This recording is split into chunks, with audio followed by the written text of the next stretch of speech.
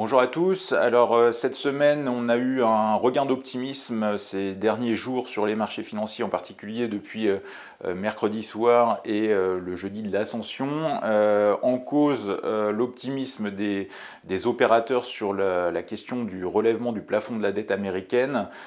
Sur ce point, on a McCarthy, c'est le chef de file des Républicains, on va dire, ou fait part de son optimisme à l'idée d'un compromis qui pourrait être trouvé du coup dès ce week-end. Si tel est le cas, du coup derrière on pourrait avoir un vote au Congrès la semaine prochaine. Donc ça, ce serait évidemment le scénario un petit peu idéal. En attendant, on a d'ailleurs Joe Biden qui est au G7 là ce week-end et qui va revenir pour faire une petite allocution dimanche, justement pour faire le point sur les évolutions des discussions entre républicains et démocrates. Mais dans tous les cas, sur les marchés, la séance de vendredi, là, qui était une séance d'expiration, on a eu un biais haussier assez marqué, en particulier donc, qui s'est accéléré depuis le mercredi soir et le jeudi de l'Ascension. Ça a été catalysé aussi par un news flow corporate aux États-Unis qui a révélé des bonnes surprises dans l'ensemble. Alors même si ce n'était pas forcément gagné d'avance, notamment dans le secteur de la distribution US, où on a eu Home Depot en début de semaine, donc là on est dans le bricolage, où pour le coup Home Depot a baissé ses prévisions, donc c'était pas favorable. Mercredi également c'était Target, là aussi un distributeur plus traditionnel qui était en baisse initialement mercredi sur une publication on va dire froidement accueilli. Par contre, c'était un peu tout l'inverse du coup le jeudi de l'Ascension avec Walmart qui, pour le coup, le géant américain, lui, a fait fi des craintes par rapport aux craintes sur l'inflation et le contexte qu'on connaît, et qui a lui relevé ses objectifs donc pour 2024, ce qui a contribué à tirer le secteur dans le vert.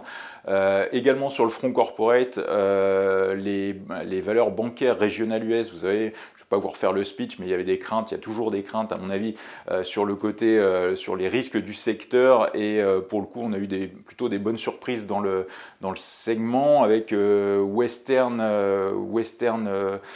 banque Western Alliance qui a fait part de résultats nettement supérieurs aux attentes. Et du coup, ça a catalysé un rebond de pas mal d'acteurs qui avaient été attaqués ces dernières semaines, notamment PacWest Bancorp. Alors, c'était cette banque-là, PacWest, qui était censée être le prochain domino dans la série des défauts dans le secteur bancaire régional.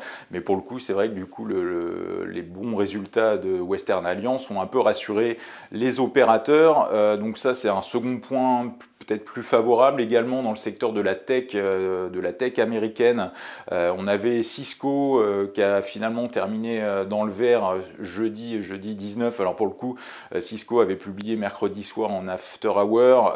Initialement, le titre était en baisse malgré des trimestriels qui étaient meilleurs que prévu. Tout était supérieur aux attentes, mais c'était en fait les prises de commandes qui faisaient un petit peu fléchir le titre en préouverture, jeudi 19. Mais au final, le titre a terminé dans le vert. Donc on a des résultats, certains qui sont un peu plus mitigés, comme Alibaba ou même Applied Materials, là qui est attendu en légère baisse ce vendredi 19 mai, quand on enregistre ce point. Mais c'est vrai que dans tous les cas, on sent une dynamique favorable suscitée donc par ce qu'on a évoqué sur le Newsflow Corporate, mais également sur l'intelligence artificielle et la thématique donc, qui drive avec Alphabet, même Apple qui a continué à tirer à la hausse.